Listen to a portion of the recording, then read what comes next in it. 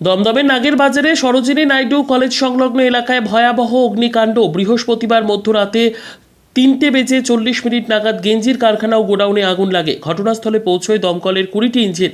আগুনের গ্রাসে চলে গিয়েছে একাধিক গোডাউনে দাহ্য পদার্থ মজুদ থাকায় আগুন খুব দ্রুত ছড়িয়ে পড়ে। ঘন জনবসতিপূর্ণ এলাকা হওয়ায় আশেপাশের এলাকাতেও আগুন ছড়িয়ে পড়ে। প্রাথমিকভাবে স্থানীয় বাসিন্দারা আগুন নেভানোর কাজ শুরু করেন। দমকলের বিরুদ্ধে দেরিতে আসার অভিযোগ স্থানীয়দের। 3.5 ঘন্টার চেষ্টায় আপাতত আগুন নিয়ন্ত্রণে আনা সম্ভব হয়েছে বলে দমকল সূত্রের খবর। ব্যুরো রিপোর্ট, দিনরাত স্টার নিউজ।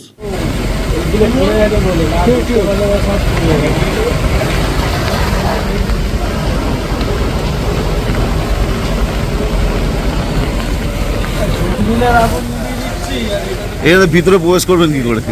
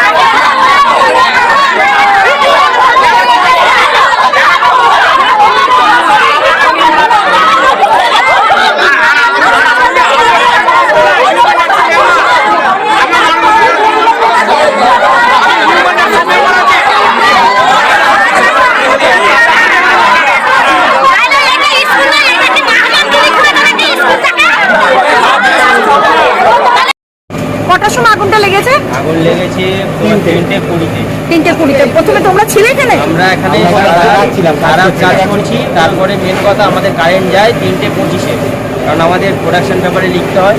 তো আমরা নাইটে মেশিন চালাচ্ছি। তারপরে আমাদের যে সিকিউরিটি আছে উনি আমাদেরকে ইনফর্ম করে যে আগুন লেগে গেছে, তোমরা বাইরে চলে আসো। আমরা তখন বাইরে বেরিয়ে যেদিকে আমাদের কাটিং হচ্ছে প্রিন্টিং ইউনিটের সব ছেলেগুলো ওরা ছুটে আসছে।